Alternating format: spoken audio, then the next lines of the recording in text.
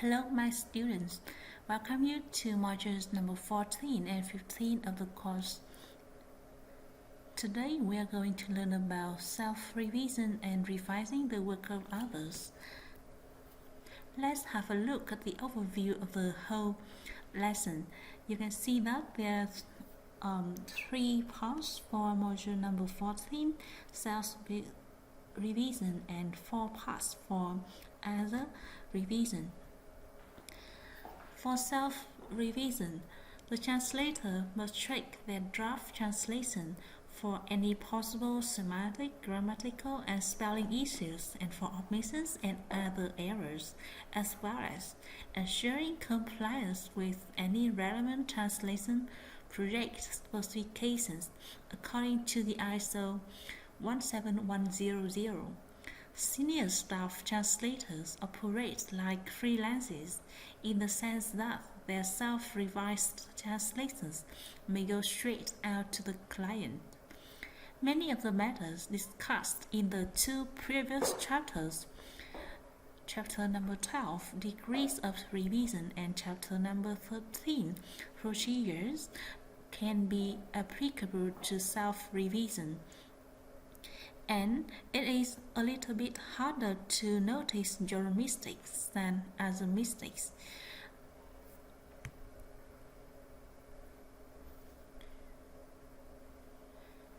On the screen, you can see the integration of self-revision into translation production. The production of a translation covers or goes through 3 phases. Drafting, and post-drafting, and these 3 phases can be equal to 5 tasks altogether. When you pre-draft a translation, you maybe interpret the source text and compose the translation, and also in the drafting stages, you also compose the translation. In other words, you are translating the text given. And you may also carry out the research needed for you're interpreting the source text and you're composing the translation.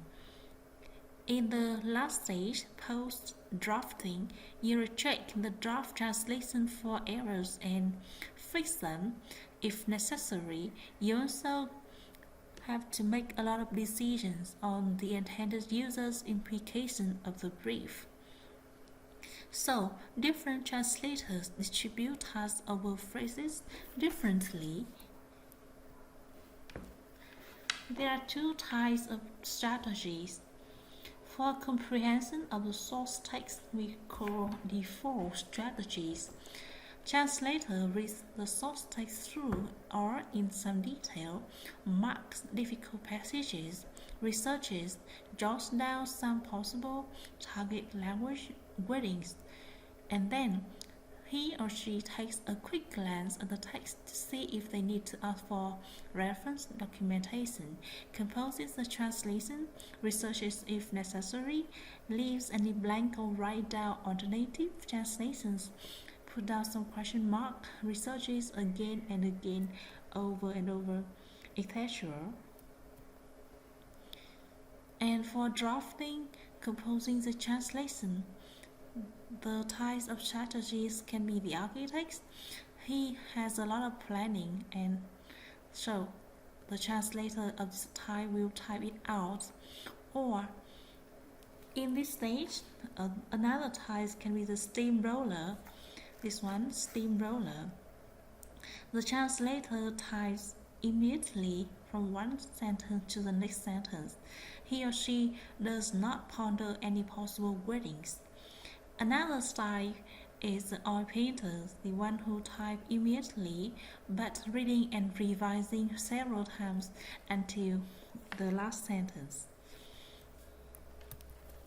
To sum up, self-revision is not only checking and correcting in post-drafting phase, but maybe in drafting phase, just like an oil painter, and differences in the amount of checking and Other parameters in post-drafting phases will altogether generate the best way, that is to give other strategies a try.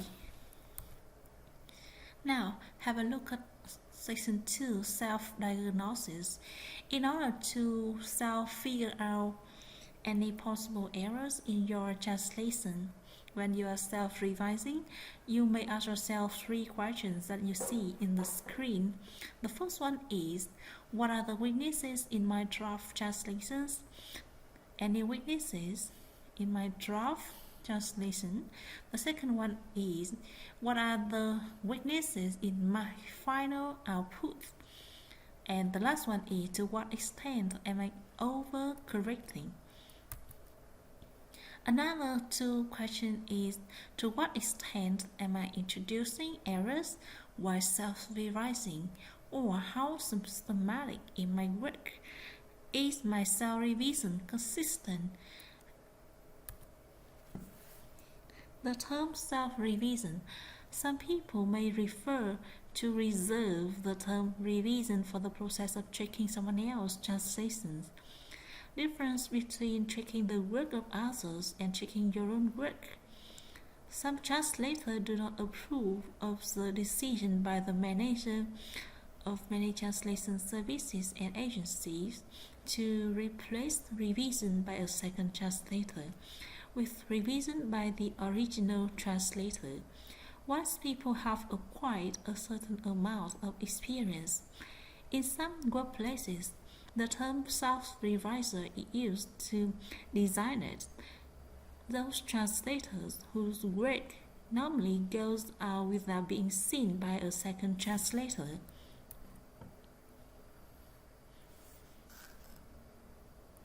Now have a look at another discussion here on others revision, or revising the work of others.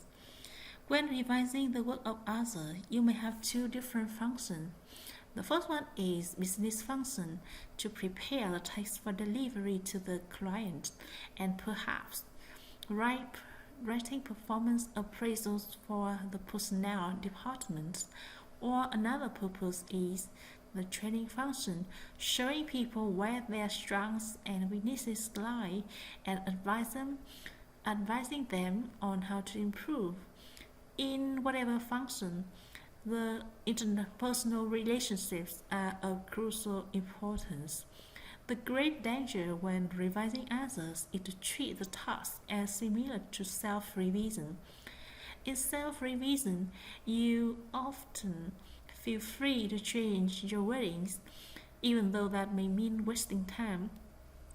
Many self-revisers who are even the perfectionists or do not yet have sufficient self-confidence may also replace their own perfectly good translations.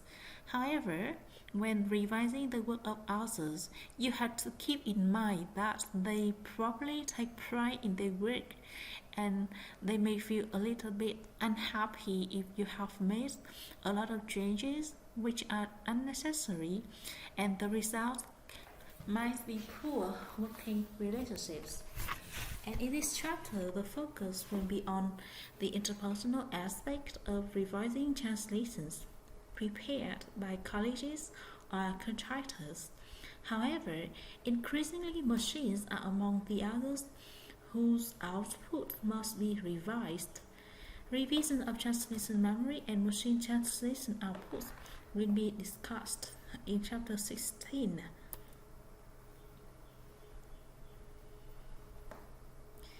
This one is the first discussion of module number 15, Relations with Revisees. When you revise the work of others, you may be in one of the number of different situations. The person who you are revising, we say the revisee, is a college of yours or another freelance, and you are revising each other's work. Another situation can be like this.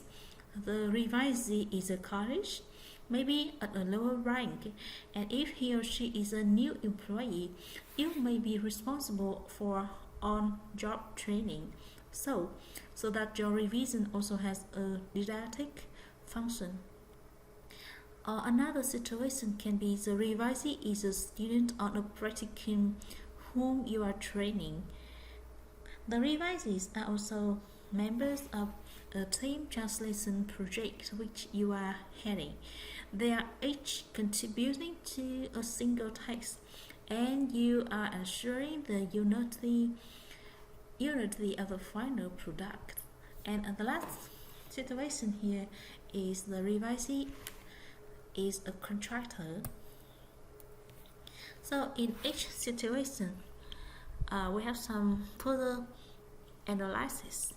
In the first situation, when you are revising for a college at your own rank or another freelance, you will give the revisee your successive changes and perhaps have a discussion about them, and the revisee may or may not accept your revisions or suggestions. The translator, not the reviser, bears the ultimate responsibility for the quality of the translation. In the next two situations, the revisee has no choice. That is, when you are training someone, so the revisee here, someone here is limited possibility to give their choice.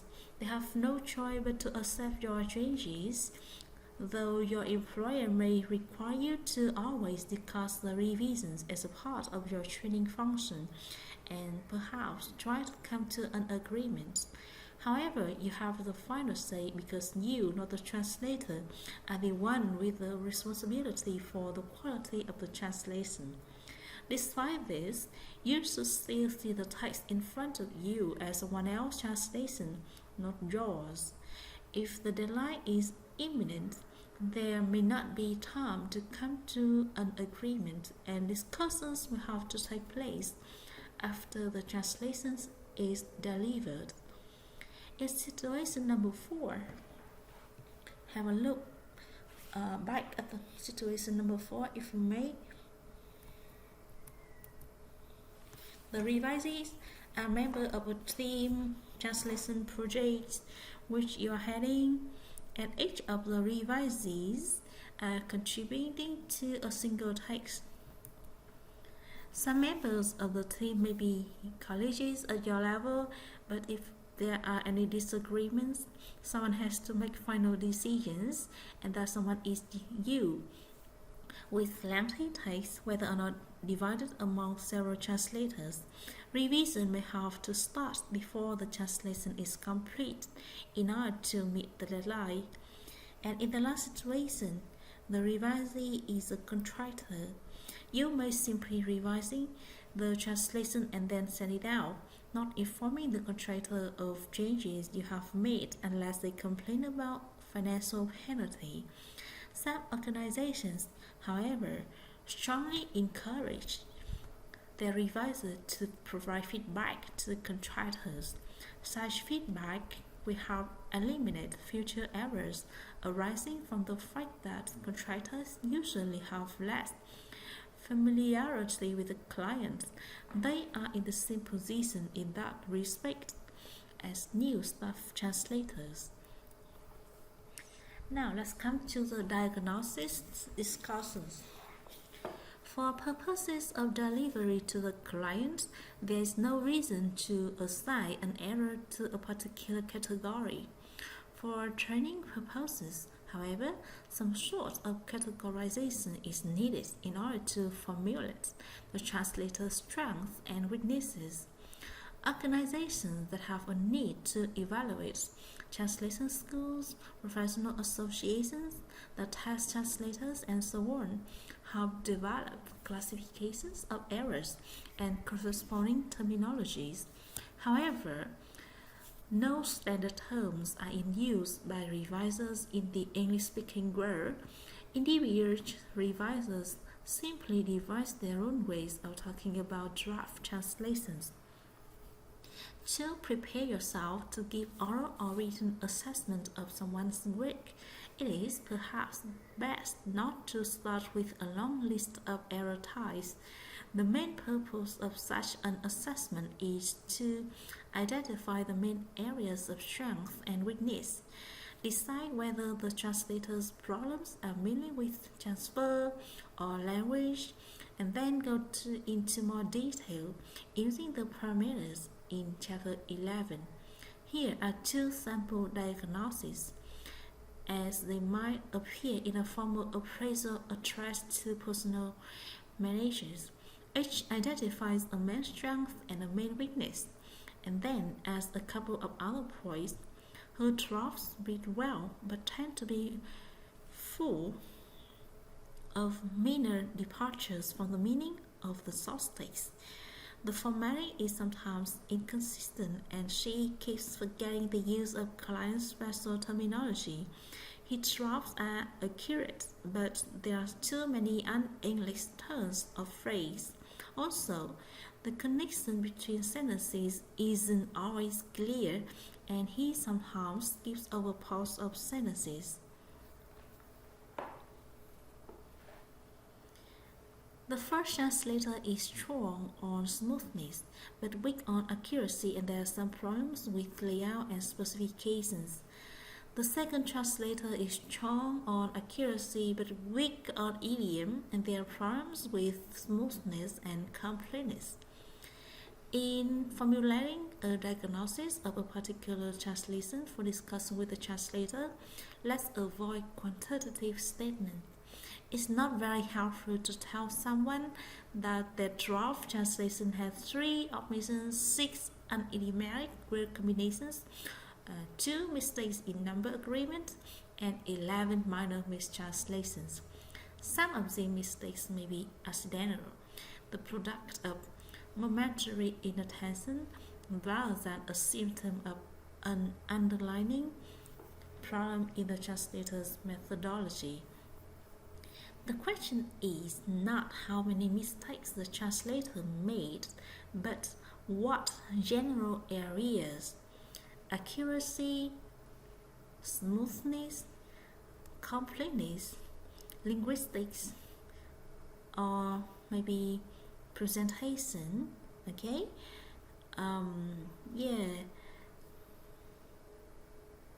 They need to work on. Perhaps minor mistranslations are not so important, but the lack of idiomaticity is egregious and needs immediate attention.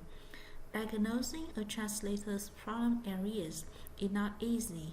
Not all revisers are good at this one.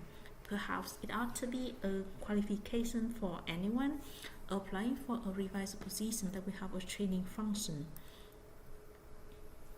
So, we have some kind of advice for as a revision. Some problems can be seen in the outcomes, but others arise from the way the translator was working. To identify these latter problems, you could agree with the translator to record a couple of their translating sessions with a video recorder or skin logger. Some of the common problems of junior translators are easily remedied. If there are frequent omissions of a paragraph, a sentence, or a point in a list, then the translator should get into the habit of counting paragraphs, sentences, or listed points. One possible way you may be able to help is by ascertaining the translator's work procedures. Junior translators have also not yet developed an order of operation that will help them avoid error. For example, suppose the problem is lack of idiomaticity. If they focus on composing a good sentence and don't worry too much about completeness and accuracy, then they have less need to keep looking back at the source text, and hence it is less likely that the source text wording will negatively influence the translation. In this approach, accuracy and completeness can be tracked during the post-drafting phase. If a translator has a problem with speed, it may be that they are wasting time. by making many pointless changes during the original drafting of the translation. Since assignments at translation schools are typically rather short, the practical may be the student's first encounter with the promise of tracking a lengthy text. And during the process of as a revision, you have to conduct a lot of research. How much term and concept research will you do by revising the work of others, right? If you are training a newly hired translator or tracking the first translation submitted by a contractor, then, unless you are fully familiar with the field, you may need to repeat much of the translator's research in order to check that it is being properly done. In other cases, you should try to minimize research. It's the translation job, not yours, not the reviser's job. If you suspect a problem, research it yourself for just a couple of minutes, starting with the translator's wording. Then, if unsuccessful, send the matter back to the translator for further research. Junior translators can be asked to indicate their sources so that you do not end up repeating their research. Experienced translators can be asked to put a track mark beside any passage where they believe you might have doubts to indicate that the translation, despite appearances, is correct.